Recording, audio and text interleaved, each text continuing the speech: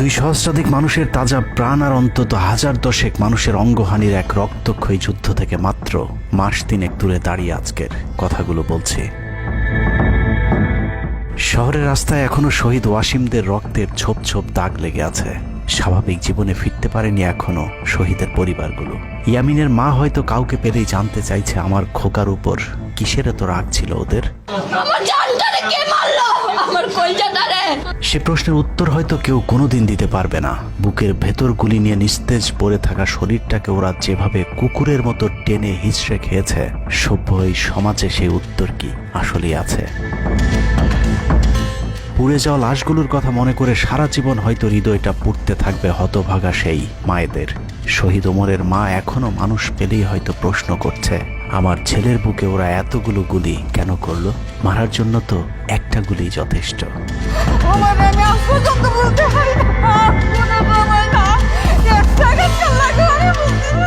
তৃষ্ণা পেলে মুগ্ধের মায়ের হয়তো কানে বেজে উঠবে, পানি লাগবে, পানি।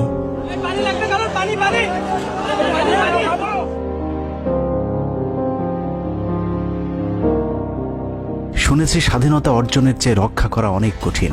স্বাধীনতার এই পতাকা সমুন্নত রাখতে যারা জীবন দিয়েছেন তাদের সে রক্ত যেন বৃথা না যায়। এ পতাকার জন্য যেন আর কাউকে জীবন দিতে না হয়। স্বাধীনতার এমন যুদ্ধ আর দেখতে চাই না। এ যুদ্ধের প্রতিপক্ষ অনেক হিংস্র, খুব নিষ্ঠুর। ওরা বুকে গুলি নিয়ে কাঁপতে থাকা মানুষকেও শান্তিতে মরতে দেয় না।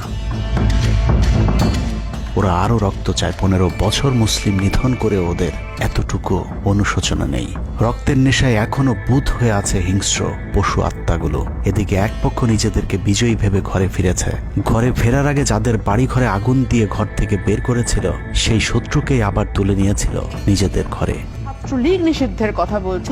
এই নিষিদ্ধ করবার ম্যান্ডেটটা, নিষিদ্ধ করবার অধিকারটা তাদেরকে কে দিল? তারা এদেশের মানুষ, রাজনীতি করার অধিকার সকলের আছে। আমাদের কেড়ে নেওয়া যেমন অন্যায় ছিল, আমরাও আরেকজনের কেড়ে নেওয়ার অধিকার, এটা আমরা এভাবে বলি। আওয়ামী মানবরূপী দানব ঘাড়ের উপর বিষাক্ত কার্বন ডাই অক্সাইড ফেলছে, আর আমরা সেটাকে অক্সিজেন ভেবে বুকে নিচ্ছি।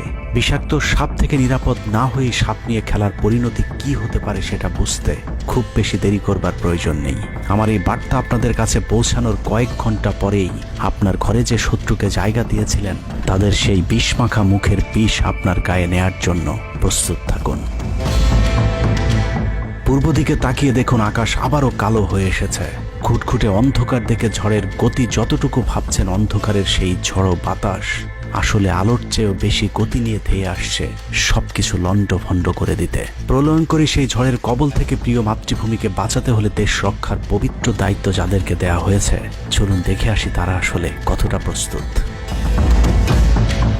জুলাইয়ের মাঝামাঝি পর্যন্ত সেনাবাহিনী ছাত্র আন্দোলন নিয়ে তেমন মাথা ঘামায়নি। ছাত্রলীগ যেদিন ঢাকা বিশ্ববিদ্যালয়ের ছাত্রীদের উপর আক্রমণ করেছিল, মূলত সেদিন থেকে সেনাবাহিনীর অভ্যন্তরীণ বিভিন্ন গ্রুপগুলোতে আলোচনা সমালোচনা শুরু হয়। 17 তারিখ সকল ডিভিশনের জিওসিরা অফিসার এবং সৈনিকদেরকে কোনো ধরনের গুজবে কান না দেওয়ার পরামর্শ দেন। জিওসিদের পক্ষ থেকে সাব জানিয়ে দেওয়া হয়, সরকার মিসক্রিয়েন্টদের বিরুদ্ধে যথাযথ ব্যবস্থা নিচ্ছে, এটা নিয়ে সেনাবাহিনীর মাথা ঘামানোর কিছু নেই।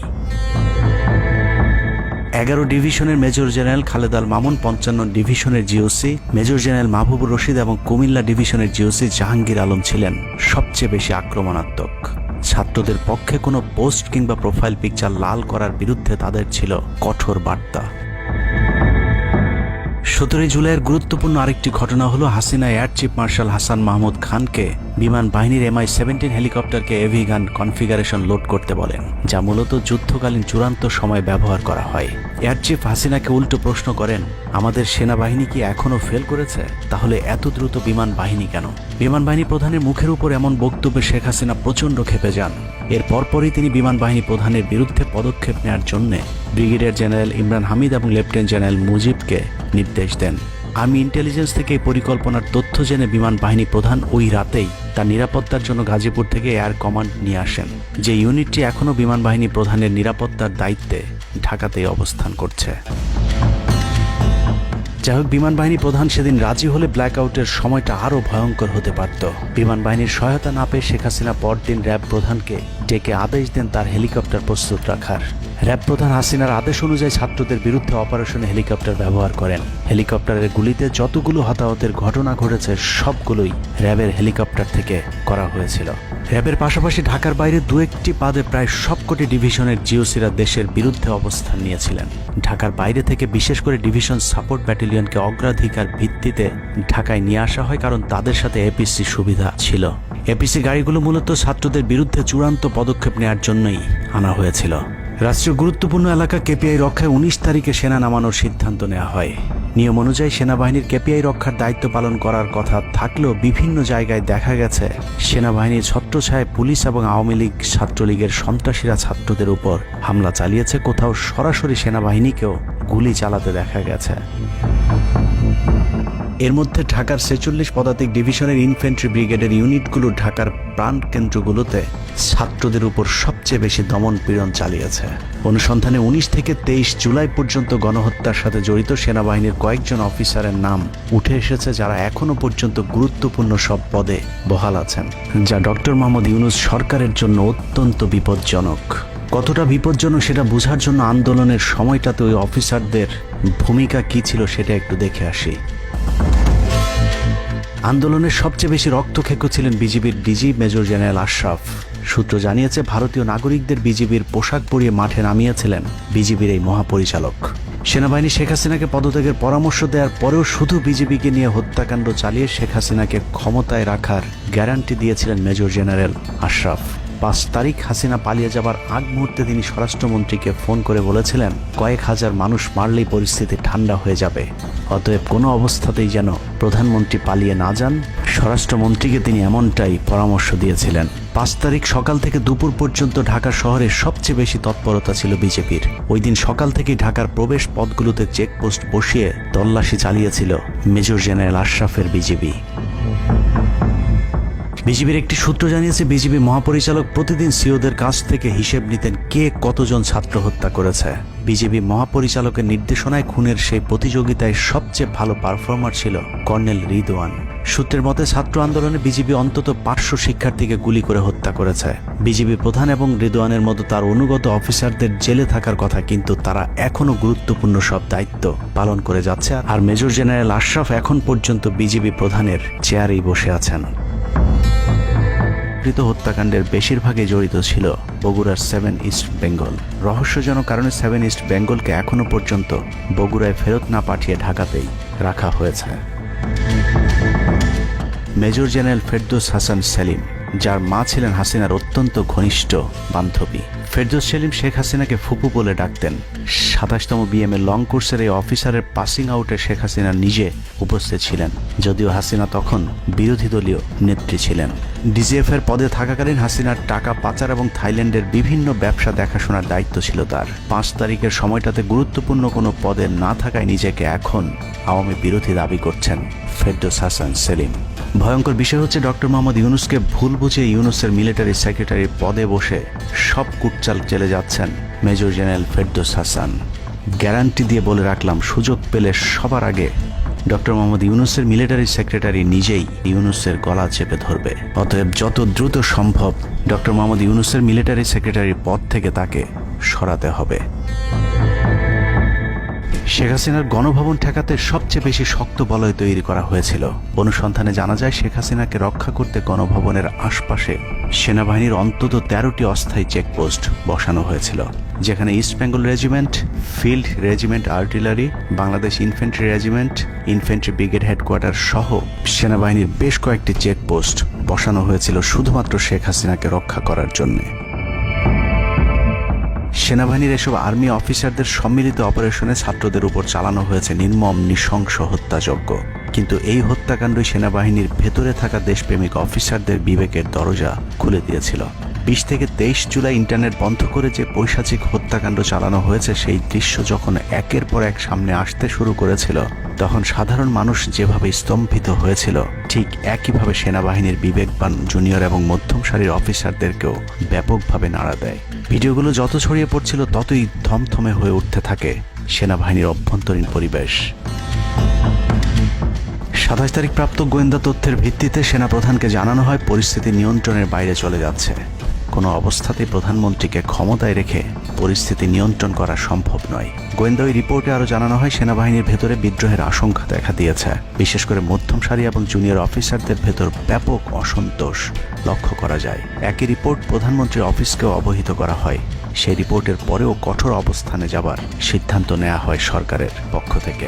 এদিকে গোয়েন্দা রিপোর্টের প্রেক্ষিতে সেনা ইউনিটের মধ্যম সারি, জুনিয়র অফিসার এবং সৈনিকদের উপর কঠিন সামরিক গোয়েন্দা নজরদারি চলতে থাকে, যে কারণে প্রচণ্ড ক্ষোভ থাকলেও কোনো ধরনের পূর্ব প্রস্তুতি ও পারস্পরিক যোগাযোগ না থাকায় সেনাবাহিনীর দেশপ্রেমিক অফিসার ও সৈনিকেরা কিংকর্তব্য বিমূঢ় হয়ে পড়েন।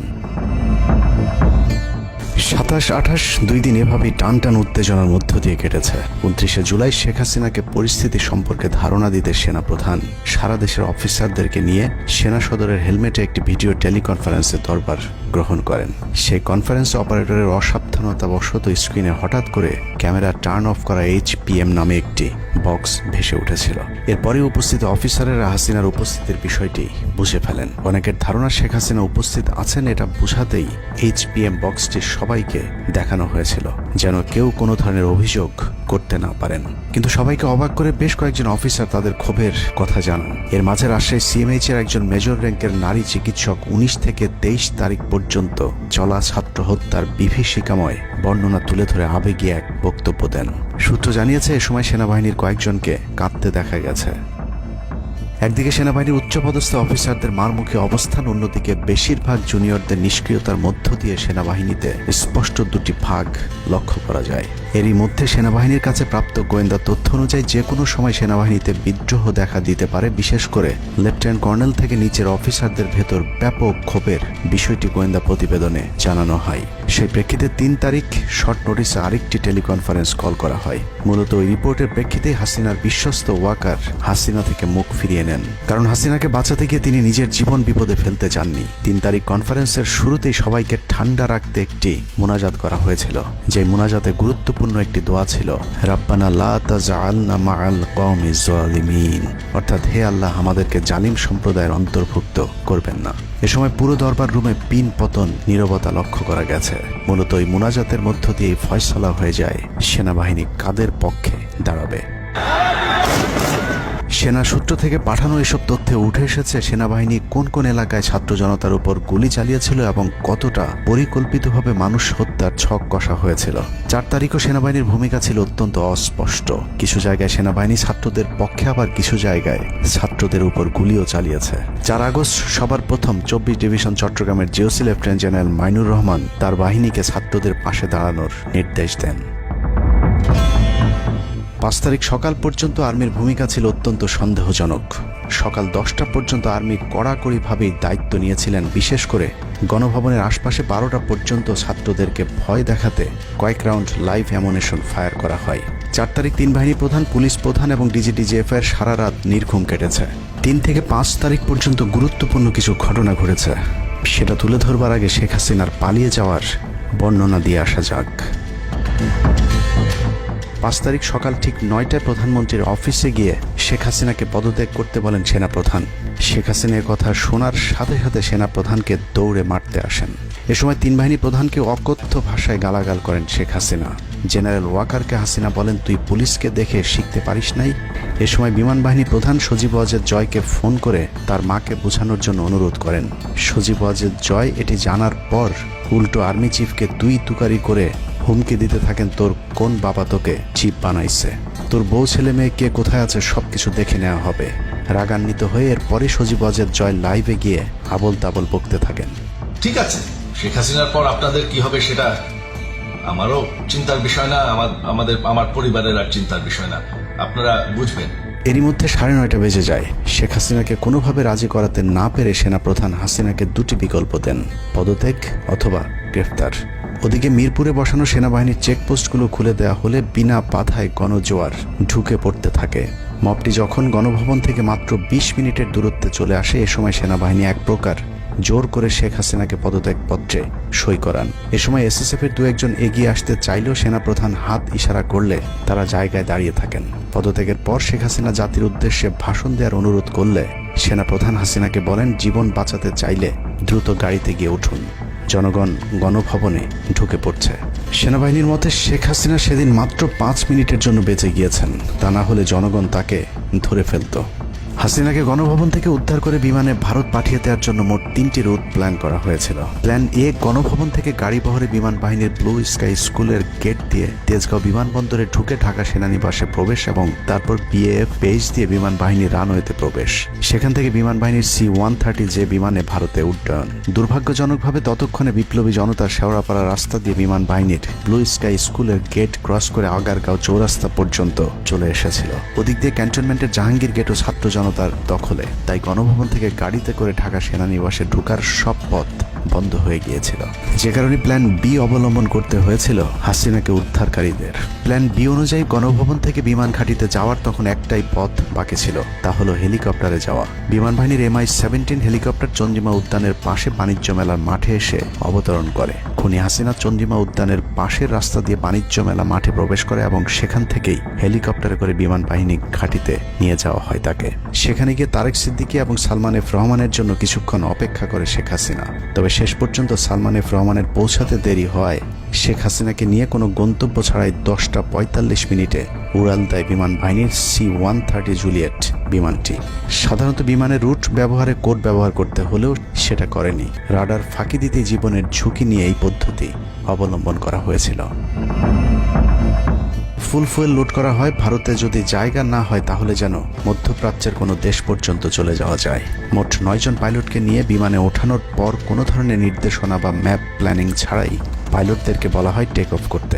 বিমানটি প্রথমে যশোরের উপর দিয়ে কলকাতায় পৌঁছালে সেনাপ্রধান জাতির উদ্দেশ্যে ভাষণের ঘোষণা দেন, কিন্তু কলকাতায় ল্যান্ডিংয়ের পারমিশন না দিলে সেখান থেকে শেখ হাসিনাকে বহন করা বিমানটি চলে যায় আগরতলায়। আগরতলায় পারমিশন না পেয়ে আবারও দিল্লির দিকে উড়াল দেয়। সেখান থেকে দিল্লি গেলে সেখানেও রিফিউজ করা হয়। দিল্লি বিমানবন্দরে নামতে না দিলে অনিশ্চয়তা দেখা দেয় শেখ হাসিনাকে বহন করা বিমানটির ভারতে অবতরণ নিয়ে। বিমানের একজন পাইলটের বরাত দিয়ে জানা যায়, এভাবে উদ্দেশ্যহীনভাবে দীর্ঘক্ষণ ঘুরতে থাকার পর জরুরি অবতরণের সিদ্ধান্ত নেওয়া হয়। তবে জরুরি অবতরণের ঠিক আগ মুহূর্তে দিল্লির গাজিয়াবাদ এয়ারবেজে নামার অনুমতি পায় C-130 জুলিয়েট, যেখানে অজিত ধাওয়াল তাকে রিসিভ করেন। অবতরণে জটিলতার কারণেই 5 তারিখ সেনাপ্রধান জাতির উদ্দেশ্যে ভাষণ দিতে বারবার দেরি করছিলেন, কারণ তিনি নিশ্চিত হতে চাচ্ছিলেন শেখ হাসিনা ভারতে অবতরণ করেছেন। তারপরই বাংলাদেশের মানুষ মুক্তি পায় এক ফেরাউনের হাত থেকে। হাসিনা পালিয়ে যাওয়ার সেই খবর পৃথিবীর সবাই জানে, কিন্তু 3 থেকে 5 তারিখ পর্যন্ত ক্যান্টনমেন্টে কিছু ঘটনা ঘটেছে যেই ঘটনা এখনো আমাদের কাছে অজানা। 3 তারিখ সেনাপ্রধানের ওই ভার্চুয়াল মিটিংয়ের পর মোটামুটি নিশ্চিত হয়ে যায় শেখ হাসিনা অধ্যায় বাংলাদেশে শেষ। শুরু হয় ভারতের প্ল্যান বি বাস্তবায়নের প্রক্রিয়া। 3 তারিখ রাতে আসিফ নজরুলের সাথে ডিজিএফআই কার্যালয়ের পাশের একটি ভবনে আসিফ নজরুলের ঘনিষ্ঠ বন্ধু major general Hamid, lieutenant general Mujib এবং মেজর জেনারেল ফেরদৌস সেলিমের একটি গোপন বৈঠক হয়, যেখানে ভারতীয় গোয়েন্দা সংস্থার 16 জন কর্মকর্তা উপস্থিত ছিলেন। মূলত 5 তারিখ শেখ হাসিনা পদত্যাগ করার পর করণীয় নির্ধারণ করতেই ওই বৈঠক অনুষ্ঠিত হয়। দীর্ঘ বৈঠক শেষে মোট 3টি বিকল্প নির্ধারণ করা হয়। প্রথমটি জরুরি অবস্থা জারি করে সেনাবাহিনীর হাতে ক্ষমতা দেয়া, দ্বিতীয়টি আসিফ নজরুলকে প্রধান উপদেষ্টা করে একটি অন্তর্বর্তীকালীন সরকার গঠন। অন্তর্বর্তীকালীন সরকারের ভেতরে যেন ভারতীয় বলয়ের লোকজন বেশি সংখ্যায় রাখা যায় সেটা নিশ্চিত করার ব্যাপারেও আলোচনা হয় বৈঠকে, এবং সেটা নিশ্চিত করতে আসিফ নজরুলের পেছনে সেনাবাহিনীর ওই অংশটির সর্বোচ্চ সাপোর্ট থাকারও নিশ্চয়তা দেওয়া হয়। মূলত আসিফ নজরুলকে সামনে রেখে সেনাবাহিনীর মাধ্যমেই দেশ চালানোর পরিকল্পনা করা হয়েছিল 3 তারিখের ওই গোপন বৈঠকে।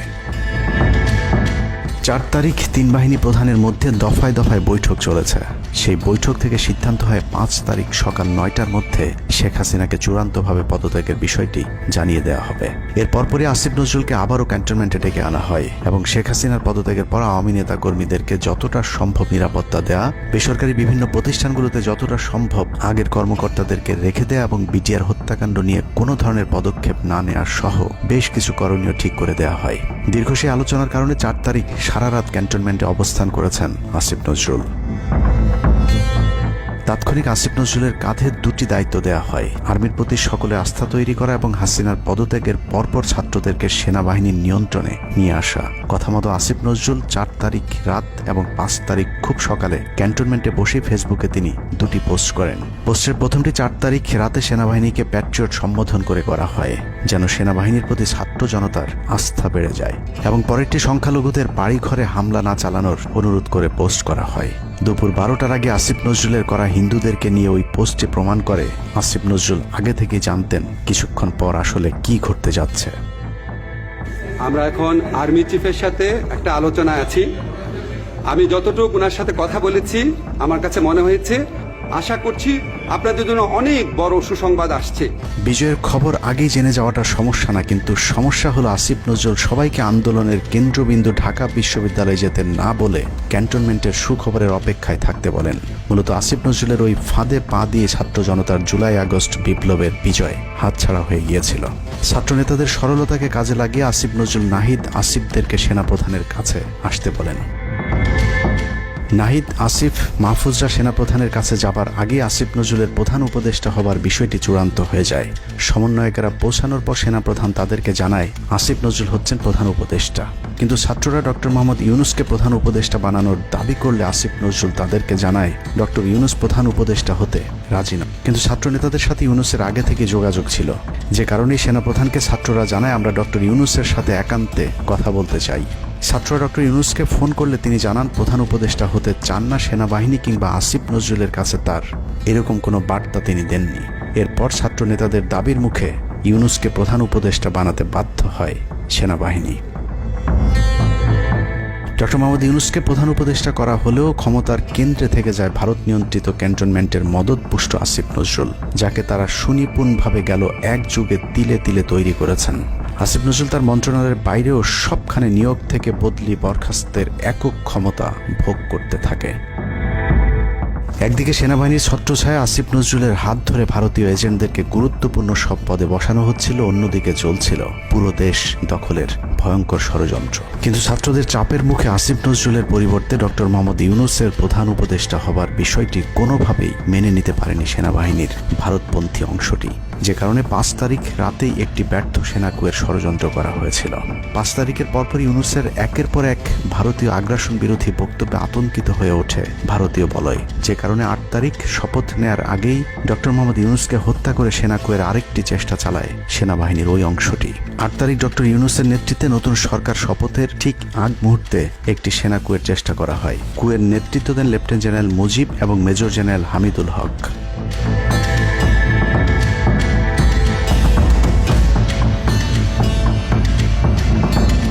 কিন্তু পশ্চিমা একটি গোয়েন্দা সংস্থা বিষয়টি দ্রুত সেনাপ্রধানকে জানালে জেনারেল ওয়াকার তাদের পরিকল্পনা ভণ্ডুল করে দেয়। সেনাপ্রধান তাৎক্ষণিকভাবে লেফটেন্যান্ট জেনারেল শামীমকে পিএসও এএফটি থেকে সিজিএস হিসেবে নিয়োগ দেন এবং মুজিবকে কিয়মজি থেকে আটডোগে বদলি করেন, যদিও 8 তারিখ রাত থেকেই মুজিব পলাতক রয়েছেন।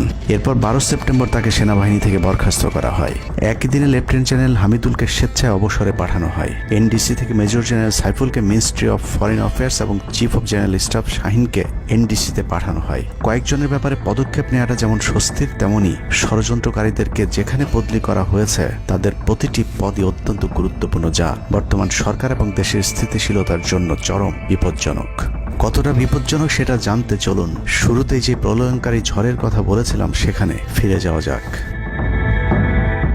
ভারতীয় গোয়েন্দা সংস্থা 5 তারিখের পর থেকে দেশে নানাভাবে একটা সাম্প্রদায়িক দাঙ্গা বাঁধানোর চেষ্টা চালিয়ে যাচ্ছেন, যেটাকে কেন্দ্র করে বাংলাদেশে একটা সামরিক অভিযান চালানো যায়। এই দাঙ্গা বাঁধাতে ভারতীয় গোয়েন্দারা আওয়ামী লীগ, হিন্দু এবং ইসকনকে কিভাবে ব্যবহার করছে সেই পরিকল্পনার ছক এখন বাংলাদেশি গোয়েন্দাদের হাতে।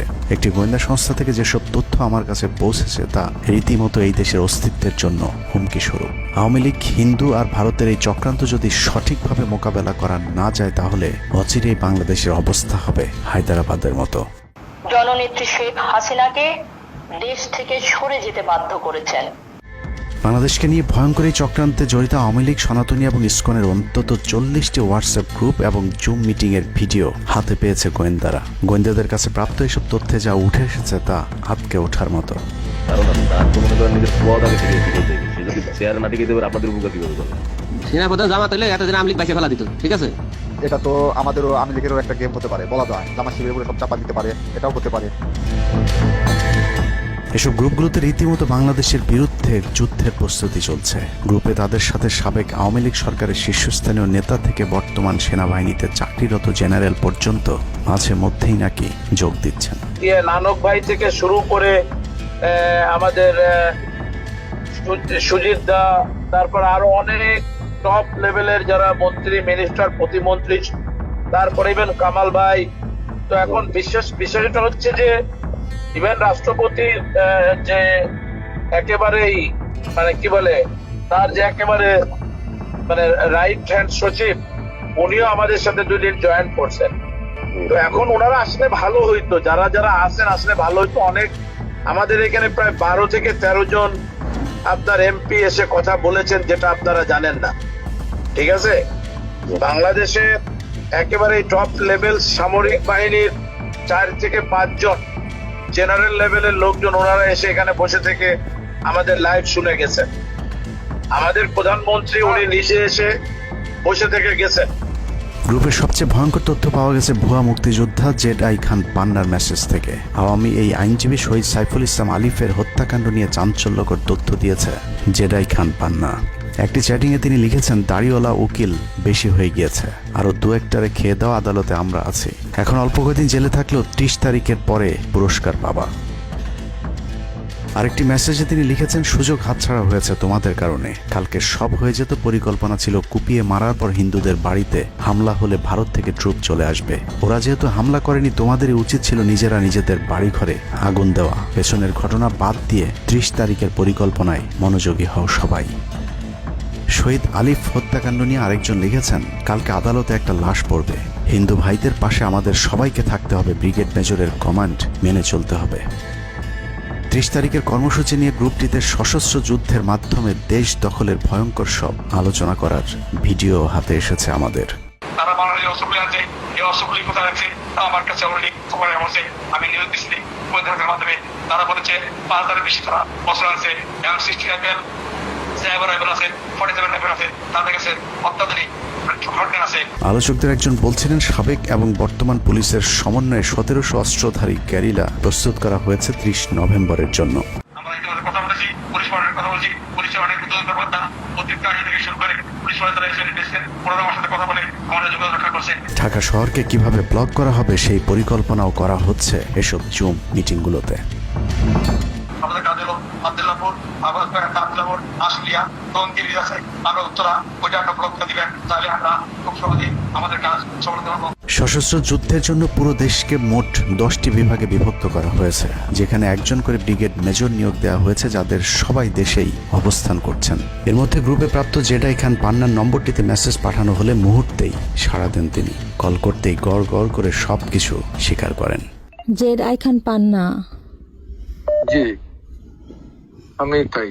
30 তারিখ 50 থেকে 80 ভাগ পুলিশ, আনসার, এমনকি সচিবালয়ের আমলারাও তাদের পক্ষে মাঠে নামবে বলে স্বীকার করেন গেরিলা আক্রমণের পরিকল্পনাকারী জেডাই খান পান্না। আপনারা কি কোনো গেরিলা ইনভেশন হামলা করা যাবে? ঢাকার স্টুডেন্টরা যদি এখনো সাপোর্টার্স অর্গানাইজ হইতে নামে, এই অ্যাডমিনিস্ট্রেশনের 50% না 80% লোক নামে আসবে, পার্টিকুলারলি পুলিশ, আনসার এবং সেক্রেটারিয়েট থেকে। পালিয়ে যাবার আগে এই ভিডিও প্রচারের সাথে সাথে রাষ্ট্রদ্রোহিতার অভিযোগে তাকে গ্রেফতার করতে হবে, তাহলে চক্রান্তকারীদের আরও পরিকল্পনার তথ্য পাওয়া যেতে পারে। ভবিষ্যতে এ ধরনের ষড়যন্ত্র বন্ধ করতে গ্রুপে থাকা সকলের মোবাইল নম্বর এবং চেহারা দেখে শনাক্তের পর দ্রুত গ্রেফতার করতে হবে। সূত্র জানিয়েছে, ডিজিএফআই প্রধানের প্রত্যক্ষ তত্ত্বাবধানে চলছে এসব দেশ বিরোধী তৎপরতা। আর্মিকে ম্যাজিস্ট্রেসি পাওয়ার দেয়া হলেও তাদেরকে ক্ষমতা প্রয়োগ করতে দেওয়া হচ্ছে না, যে কারণে আওয়ামী লীগ নেতারা বেশিরভাগ এখনো দেশে থাকলেও তাদেরকে ধরা হচ্ছে না। অতএব সেনাবাহিনীর উচ্চপদস্থ হাসিনাপন্থী অফিসারদেরকে দ্রুত সেনাবাহিনী থেকে সরাতে হবে। 5 তারিখ সেনাপ্রধান যে ভূমিকা রেখেছেন তার জন্য তিনি অবশ্যই প্রশংসার দাবিদার, কিন্তু সেনাপ্রধানকে প্রমাণ করতে হবে তিনি আসলেই নায়ক নাকি খলনায়ক।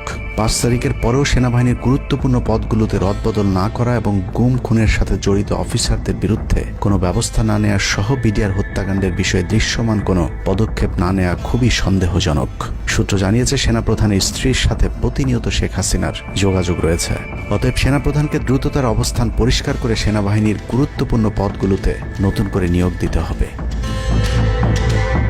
সেনাবাহিনীর জুনিয়র এবং মধ্যম সারির অফিসার এবং সৈনিকদের সবসময় দেশের স্বার্থে যুদ্ধের জন্য প্রস্তুত থাকতে হবে। মনে রাখতে হবে সেনাবাহিনী আমাদের আস্থার প্রতীক।